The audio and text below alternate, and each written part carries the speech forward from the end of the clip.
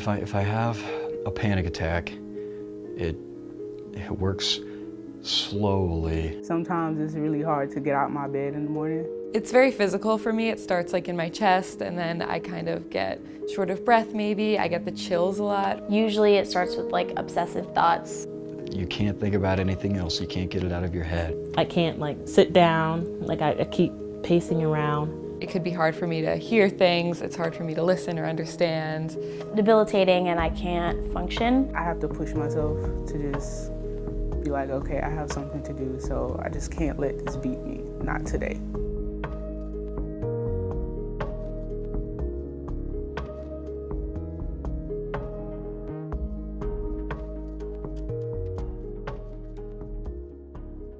A lot of my anxiety stems from OCD, I think. It'll be stress related to school or internships or relationships with my friends. My anxiety comes from like test anxiety and also social anxiety, being around a really large number of people.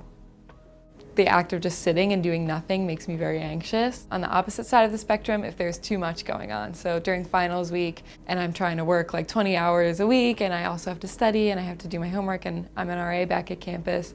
So if there's too much going on, and I am having trouble sorting it in my brain. I had this dream to be in film, to be in entertainment TV, and I got here and it just seemed more impractical, and the biggest trigger for anxiety now is thinking about how undeveloped my idea of the future is. Last minute things make it worse. I'm a planner by nature. I plan everything. But a lot of times there is no cause. I'll just experience like a constant state of anxiety that can last for over a week.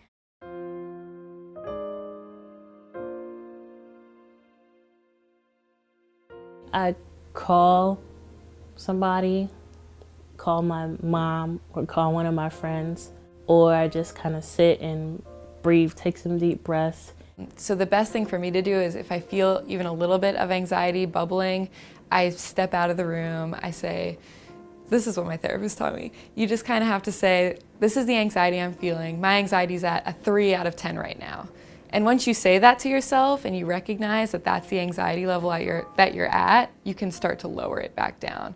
I tried to teach myself to support me like somebody else would, to look at my situation from the best exterior angle I could. Most recently this semester, I did have to drop a class because it was too much for me and I had been missing a lot of class. Recently I started like writing out what is actually going on, and 9 times out of 10 when I see it in front of me, it's not even that big of an issue. Sometimes I have to force myself to be social.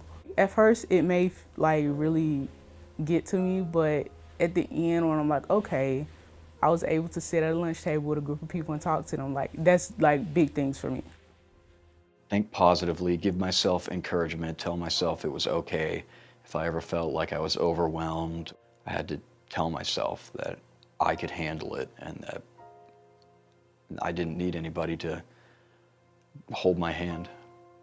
I usually just try to like talk it out with the people around me, but that can often be hard to do because you don't always want to feel like you're that person who's burdening everyone else with like your constant anxiety attacks.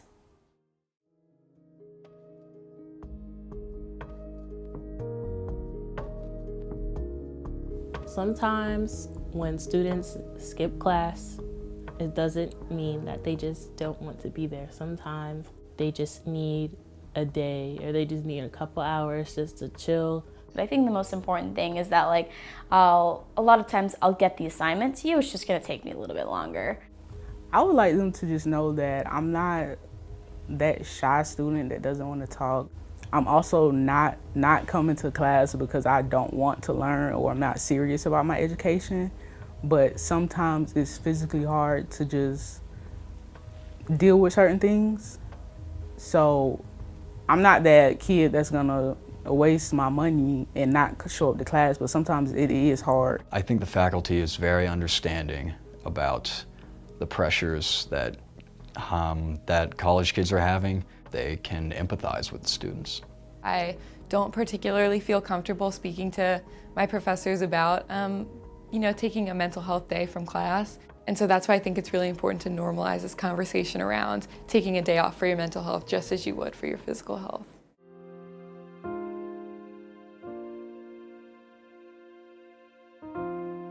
My school is like very activist heavy, so a lot of times they'll be like, well, we need to like reduce the stigma around mental health, and they'll say that, but there's also a culture, I think, because the job market is so competitive, that like you need to have 3 internships a semester and work a job because school is so expensive and take a full class load. So if you're doing less than the person next to you, a lot of times you're just seen as competition and they'll like look down on you a little bit. I can only speak from my experience as a Black student, especially as a Black female. We sometimes have to convince ourselves that we're not crazy. There's nothing crazy about dealing with anxiety, depression, whatever is going on. It's actually a lot more common than you think it is. What my anxiety is like is not what everyone's anxiety is like. That I'm not mean, I'm not antisocial, I'm not stuck up or anything. I'm very nice. It takes me a minute to get used to people. If I don't feel comfortable in a situation or in an environment, I will remove myself from it.